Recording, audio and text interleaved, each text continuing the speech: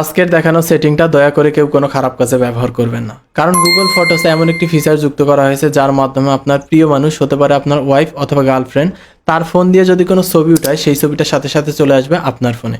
ধরেন আপনি ঢাকায় থাকেন, আপনার ওয়াইফ অথবা আপনার গার্লফ্রেন্ড গ্রামে থাকে।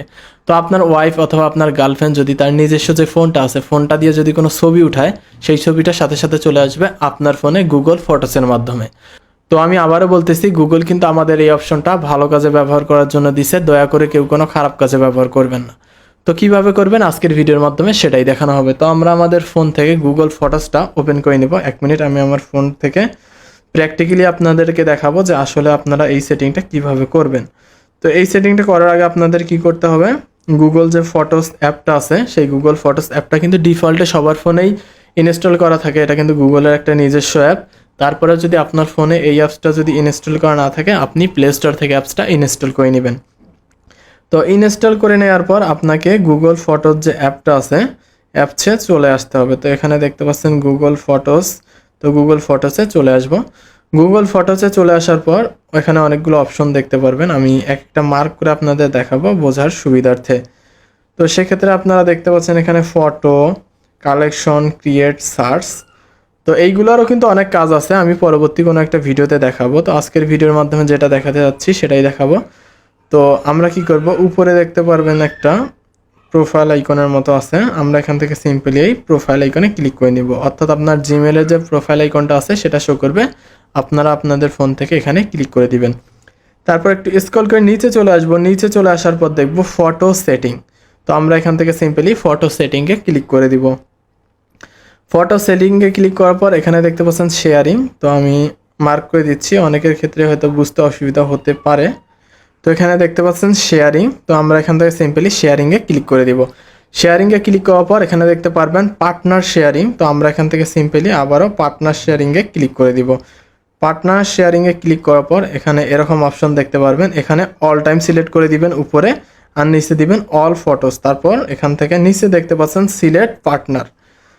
তো এইটা আপনাদেরকে কিন্তু একটু বুঝতে হবে, না হলে আপনারা বিষয়টা হয়তো বা ক্লিয়ারলি বুঝতে পারবেন না। এখানে দেখতে পাচ্ছেন কি পার্টনার, সিলেক্ট পার্টনার। তো এখান থেকে আমরা সিম্পলি সিলেক্ট পার্টনারে ক্লিক করে দিব।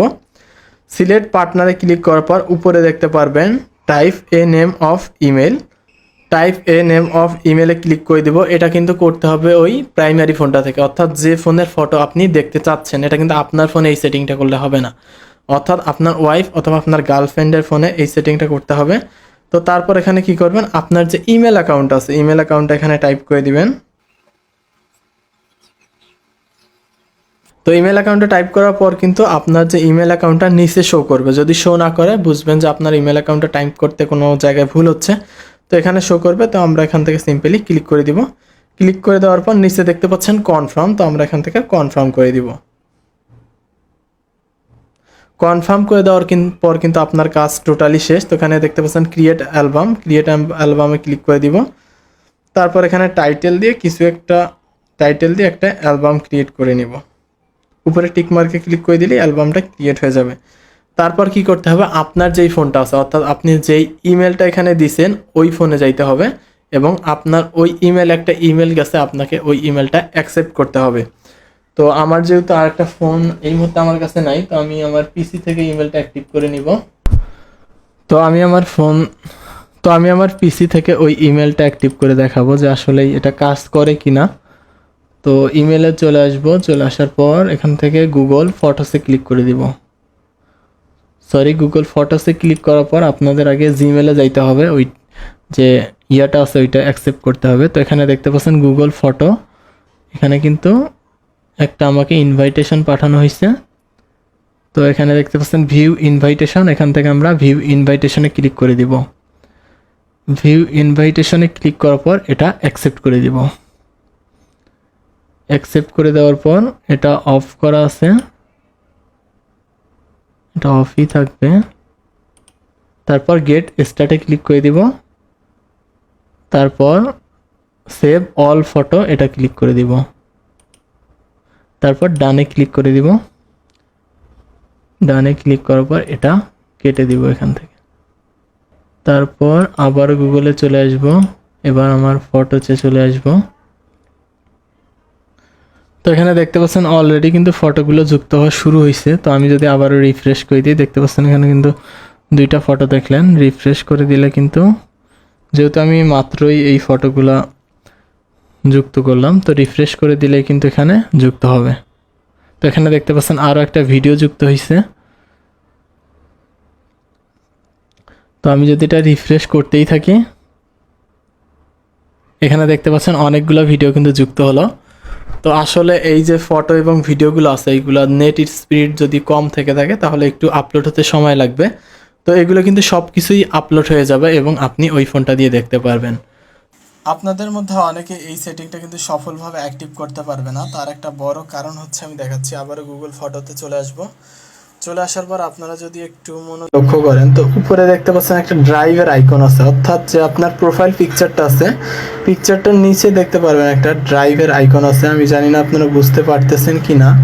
তো এখানে কিন্তু ক্লোজ দেখাচ্ছে এটা। তো আমি এটা একটু ডিটেইলস দেখাই। তো এই প্রোফাইল আইকনে ক্লিক করে দিব। ক্লিক করে দেওয়ার পর এখানে বেশ কিছু অপশন দেখতে পারবেন। তো এটা যদি না বুঝেন তাহলে কিন্তু এই সেটিংটা আপনি কখনোই অ্যাক্টিভ করতে পারবেন না। পরে আমার দোষ দিবেন যে আমি হয়তোবা সঠিক তথ্যটা দিতে পারিনি। তো এখানে দেখতে পাচ্ছেন কি, get storage clean up space. তো এই দুইটার নিচে আপনি দেখতে পারবেন টার্ন অন ব্যাকআপ। ঠিক আছে, আপনাকে কি করতে হবে, এখান থেকে টার্ন অন ব্যাকআপে ক্লিক করতে হবে। টার্ন অন ব্যাকআপে ক্লিক করার পর এখানে আবারও 2টা অপশন দেখতে পারবেন, ডোন্ট ব্যাকআপ। তো আপনারা যদি ডোন্ট ব্যাকআপ করে দেন তাহলে কিন্তু এই সেটিংটা করে লাভ হবে না, আপনারা পিকচারগুলো দেখতে পারবেন না। তারপর আরেকটা সেটিং দেখতে পারবেন, টার্ন অন ব্যাকআপ। ঠিক আছে, আপনাকে সিম্পলি এই টার্ন অন ব্যাকআপটাতে ক্লিক করতে হবে এবং টার্ন অন ব্যাকআপটা অন করে দিতে হবে। আপনি যখন টার্ন অন ব্যাকআপটা অন করলেন তখন আমি আপনাদের লাইভ প্রমাণ দেখাই দিচ্ছি। সো টার্ন অন ব্যাকআপটা অন করার পর এখানে কি দেখতে পাচ্ছেন, এই যে এখনই যে ড্রাইভটা এখানে ক্রস একটা আইকন দেখাচ্ছিল, সেটা কি দেখাচ্ছে, একটা আপলোডের মতো আইকন দেখাচ্ছে। ঠিক আছে, এটা আপনারা একটু ভালো করে বুঝে নেবেন। আপলোডের মতো দেখাচ্ছে, অর্থাৎ আপনার যে গ্যালারির পিকচারগুলো আছে, গ্যালারির ভিডিওগুলো আছে, সেগুলো হচ্ছে গুগল ফটোসে আপলোড হচ্ছে। আপনার গুগল ফটোসে যদি আপনার গ্যালারির ফটোগুলো আপলোডই না হয় তাহলে আপনি অপর ফোন থেকে কিভাবে ফটোগুলো পাবেন। অর্থাৎ আপনি যদি টার্ন অন ব্যাকআপটা অন করে রাখেন, সেক্ষেত্রে কি করবে, গুগল ফটোস আপনার এই ফোনটার গ্যালারিতে যত ফটোস আছে সব কিছু আপলোড করে দিবে গুগল ফটোতে, এবং ওই গুগল ফটোতে আপলোড করার কারণে আপনি অপর ফোন দিয়ে আপনার এই ফটোগুলো দেখতে পারবেন। আশা করি বুঝাইতে পারছি। তো এই ব্যাকআপটা অবশ্যই অন থাকতে হবে। এই ব্যাকআপটা যদি আপনার কোনোভাবে অফ থাকে তাহলে কিন্তু আপনি কোনোভাবেই এই সেটিংয়ের যে সুফলটা পাবেন না। তো আশা করি ভিডিওটা অনেক হেল্পফুল ছিল। ভিডিওটা দেখার জন্য ধন্যবাদ সবাইকে। ভিডিওটা ভালো লাগলে একটি লাইক দিবেন এবং আমাদের চ্যানেলটি সাবস্ক্রাইব করার মাধ্যমে আমাদের সাথেই থাকবেন। আমি আবারও বলতেছি, এই বিষয়টা কিন্তু কেউ কোনো খারাপ কাজে ব্যবহার করবেন না। গুগল আমাদের ভালো কাজে ব্যবহার করতে দিছে, তো আমরা এই বিষয়টা ভালো কাজে ব্যবহার করব।